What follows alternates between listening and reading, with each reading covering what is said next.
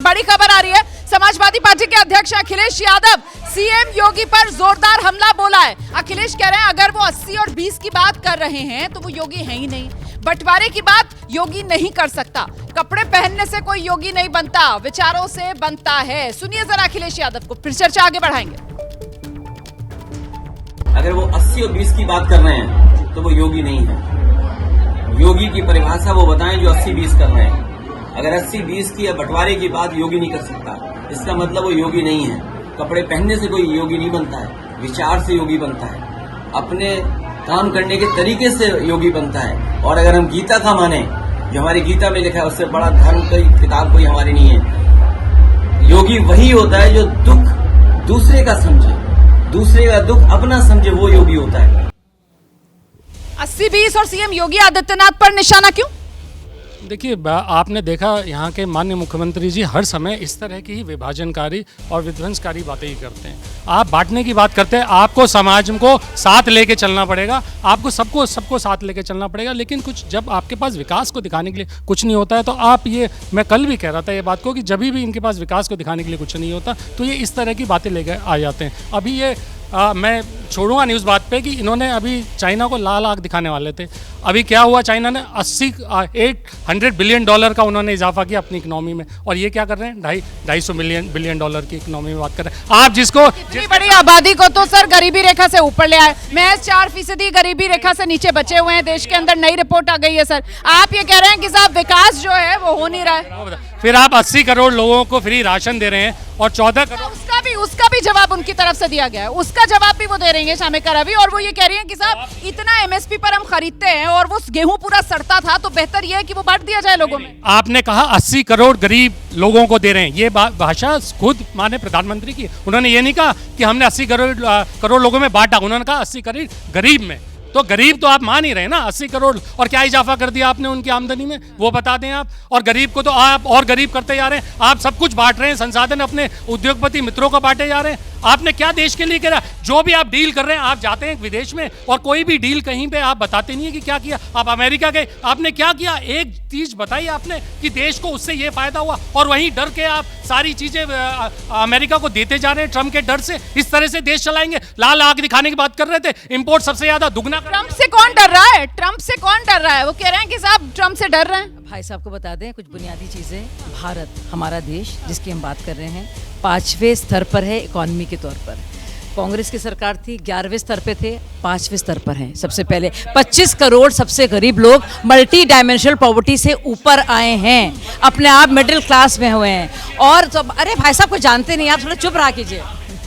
नहीं, मैं जो बोलूंगी, अरे आप चुप रहिए और सोचिए। 25 करोड़ कैपिटा पर वो नहीं जवाब दे रही हैं। आप पर कैपिटा बार कुछ रहे हैं, वो कह रही हैं वो नहीं देंगी जवाब। वो जो अपने आंकड़े लेकर आएंगे वो देंगे। मैं देख दूंगी, नहीं वो भी देख लूंगी, मैं अभी देख के बता दूंगी।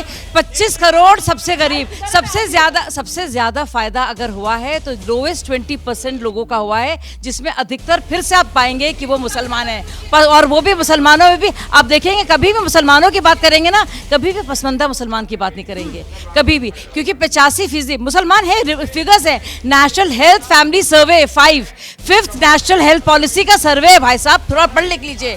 और मल्टी डायमेंशनल पॉवर्टी अगर आप देखेंगे, आवास योजना अगर आप देखेंगे, अगर आप हर घर जो योजना देखेंगे, मुद्रा योजना देखेंगे, मुद्रा योजना में 46% जो लाभार्थी है मुसलमान है। 46, यानी कि आपने इतना गरीब छोड़ा है।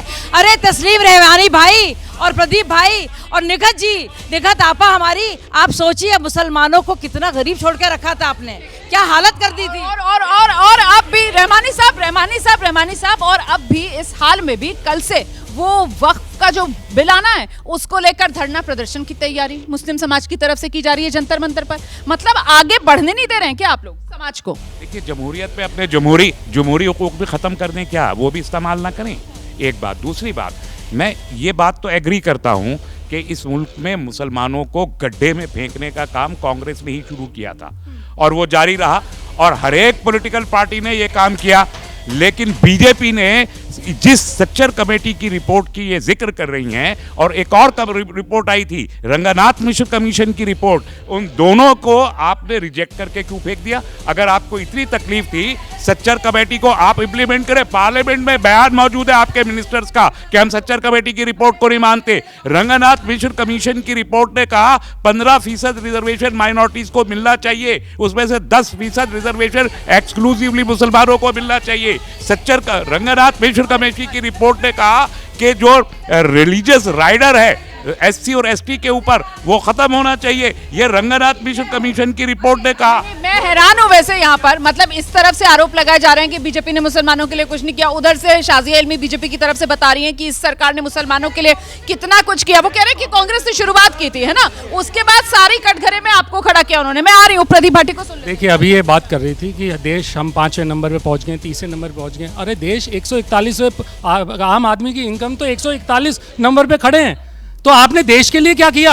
आपने जो किया अपने उद्योगपति मित्रों के लिए कर रहे हैं। अगर देश 1 नंबर पे भी पहुंच जाए और आपकी प्रति व्यक्ति आय और देश की आम आदमी की आय जो कही जाती है उसमें कोई इजाफा नहीं होगा तो देश प्रगति कहां करेगा? 2047 में कैसे आप ख्वाब देख रहे हैं? यही ख्वाब 1 ट्रिलियन इकोनॉमी का, मतलब ग्रोथ आप कह रहे हैं वो के शेप ग्रोथ हो रही है, जो अमीर है वो अमीर होता जा रहा है, जो गरीब है वो गरीब होता जा रहा है। ठीक है रोमाना जी, मैं फिर कह रहा हूँ, देश के नाते हम एक शानदार लोकतंत्र हैं, समाज के नाते हम एक संगठित समाज हैं, और उसका उदाहरण 2 दिन पहले हमने देखा। लेकिन मुझे लगता है कि जो लोग एक पार्टी से दूसरी पार्टी में जाते हैं तो सरकारी नौकरी में ये प्रोविज़न है कि आप दूसरी नौकरी ज्वाइन करते हैं तो थोड़ा कूलिंग ऑफ पीरियड होना चाहिए। कल तक देश का मुसलमान सुरक्षित था, पार्टी बदलते ही तुरंत 1 सेकंड भी नहीं लगा, नैनो सेकंड के अंतर में देश का मुसलमान खतरे में आ गया, देश खतरे में आ गया, देश टूट रहा है, देश लूट रहा है, लूट गए, बर्बाद हो गए। ये थोड़ा मतलब रिसीव करना थोड़ा मुश्किल हो जाता है, हजम नहीं होती है ऐसी बातें कि एक क्षण में ऐसा क्या हो गया कि जीडीपी में अभी एक सेकंड पहले टॉप पे था, अभी साहब देश लूट गया, बर्बाद हो गया। मुझे लगता है कि पार्टी जब बदली है तो थोड़ा कूलिंग ऑफ पीरियड ऐसा होना चाहिए सरकारी नौकरी। ठीक है, जल्दी से निगत। हेमंत बिस्वा की बात कर लीजिए, अशोक चव्हाण की बात कर लीजिए, लगातार जो कांग्रेस के नेता या अन्य पार्टियों के नेता भारतीय जनता पार्टी में आते हैं वो वॉशिंग मशीन बन जाते हैं। अजीत पवार कल तक थे, 70,000 करोड़ का उन्होंने घोटाला किया था, पीएम ने कहा था, दूसरे दिन उन्हें उप मुख्यमंत्री बनाया। ठीक है, ये बहस ऐसी है जो जल्दी खत्म होने वाली नहीं है। फिलहाल मुझे यहाँ रुकना पड़ेगा। आप सबका बहुत शुक्रिया।